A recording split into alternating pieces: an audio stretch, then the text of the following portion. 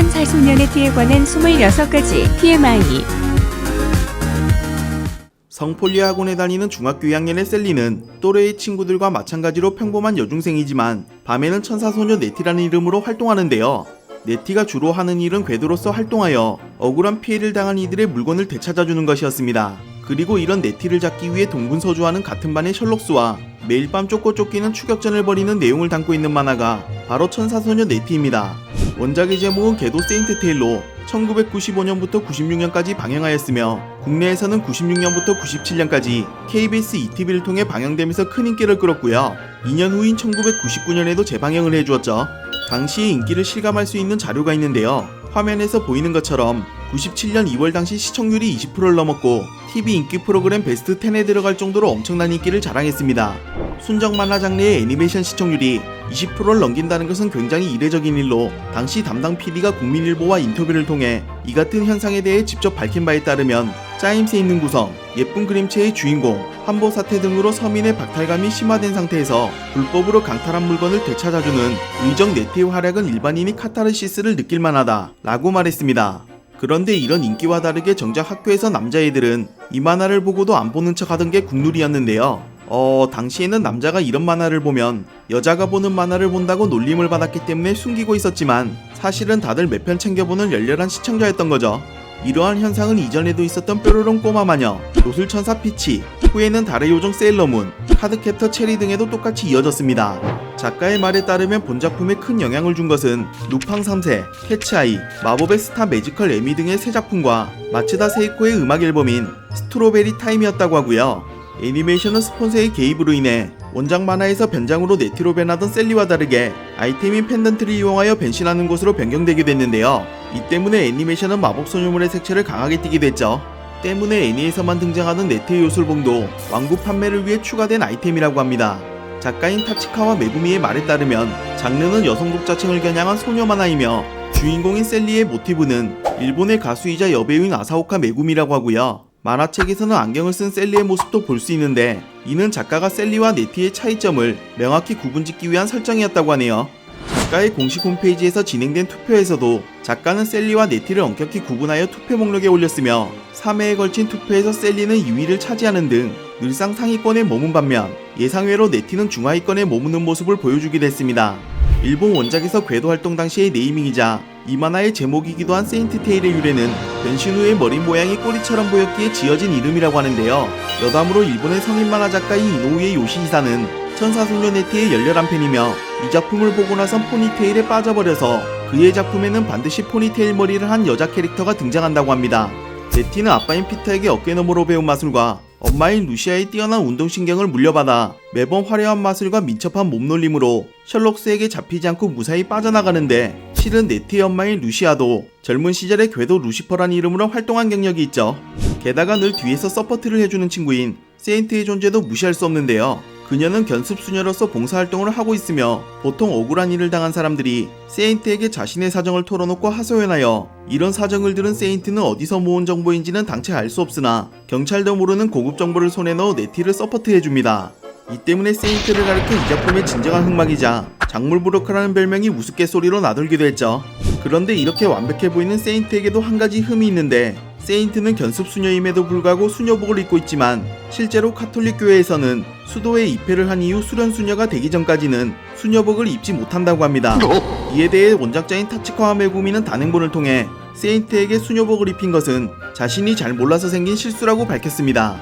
작중 배경이 되는 성폴리아시는 서양 느낌이 물씬 나는 항구 도시로 실존하지 않는 가상의 도시지만 애니메이션 안에 등장하는 몇몇 건축물과 장소들은 실제 건물을 모티브로 하고 있는데요. 먼저 3화에서 네티가 자신을 쫓아오는 셜록스를 기다리고 있던 이 장소는 요코하마 랜드마크 타워를 모티브로 했으며 16화에 나온 이 배경도 요코하마 차이나타운의 설립문과 비슷한 모습이죠. 26화에 잠깐 비춰진 이 배경의 건물은 시부야의 명소인 시부야 109를 모티브로 했다는 것을 알 수 있고 38화에 나온 공중전화박스도 시부야 공원 거리의 전화박스와 똑같은 디자인을 하고 있습니다. 최종 결전의 장소였던 로즈마리의 저택은 프랑스의 몽생미셀이 모티브로 한 것 또한 한눈에 알 수 있죠. 2004년 타치카와 메구미는 천사소녀 네티의 후속편을 집필하기 위해 천사소녀 네티를 연재했던 만화 잡지 나카요시의 편집부와 상담을 한 결과 나카요시의 편집부에서는 자사와의 계약과 미디어 회사의 경영 혼란을 이유로 천사소녀 네티의 후속편 집필을 금지시키게 됩니다. 사실 나카요시 측에서 거절한 진짜 이유는 과거작에 의지하지 않고 신규 콘텐츠를 육성한다는 방침 때문에 후속편을 금지시켰다고 하네요.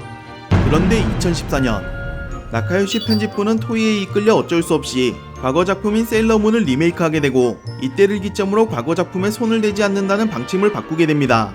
그 결과 2017년 나카요시 편집부는 원작자인 타치카와 메구미의 손이 아닌 다른 사람의 손으로 천사소녀 네티의 후속편을 결정하였고 일본의 그린 커뮤니티 사이트인 픽시브를 통해 작가를 모집하는 공지를 쓰는데요. 이때 편집부에서는 후속작 집필을 위한 천사소녀 네티 3가지 조항을 걸게 됩니다. 이 조항을 살펴보면 첫째, 천사소녀 네티는 억울하게 당한 불쌍한 사람들을 위해 궤도를 하고 있습니다. 사욕을 위해 훔치는 것이 아닙니다. 둘째, 천사소녀 네티의 무기는 신체 능력과 아빠로부터 물려받은 마술입니다. 여러 사람일 경우 적어도 한 사람에게 이 특기를 적용해주세요. 셋째, 천사소녀 네티는 셀리의 포니테일처럼 테일이 필수 요소입니다. 라고 게재된 공지를 봤을 때 역시 천사소녀 네티의 정식 후속작의 느낌을 주기 위한 요소 같죠. 후속작의 최종 심사에는 원작자인 타치카와 메구미도 참여하였고 그렇게 해서 2018년 6월에 천사소녀 네티의 정식 후속작인 궤도 세인트 걸즈가 정식 연재를 시작했으나 아쉽게도 전작의 인기를 따라가지 못한 채 연재를 종료하게 됩니다. 지금으로부터 3년 전인 2019년 궤도 세인트 테일 원작 25주년 기념 상영 이벤트가 개최되어 셀리 역의 성우 사쿠라이 토모, 셜록스 역의 오카노 코스케, 세인트 역의 이노우에 키쿠코 등이 참여하는 이벤트가 개최되었습니다.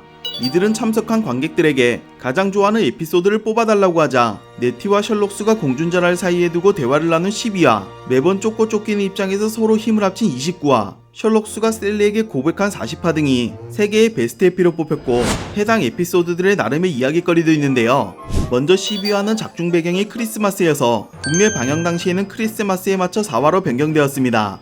원래 에피소드의 순서를 바꾸면 이야기가 꼬이게 될 가능성이 크고 새로운 캐릭터인 리나나 마리오 때문에 앞뒤가 안 맞을 수도 있는데 다행히 12화에서는 리나와 마리오가 등장하지 않기 때문에 아무런 문제없이 4화로 방영할 수 있었죠.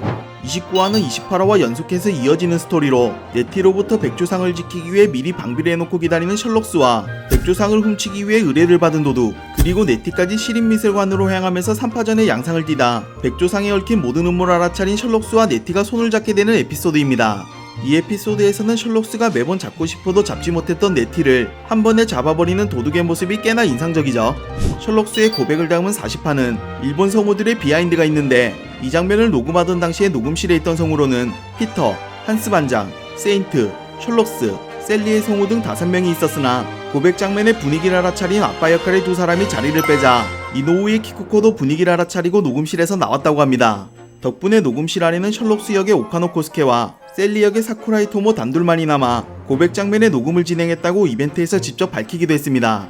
이벤트가 끝난 후에 세인트의 성우인 이노우의 키코코는 참석해준 팬들에게 감사의 인사를 전하며 트위터에 한 장의 사진을 업로드하는데요. 굉장히 친숙한 장면이죠. 자, 천사소녀 네티에 관한 TMI는 여기까지고요. 그럼 저는 다음 시간에 찾아뵙겠습니다. 안녕.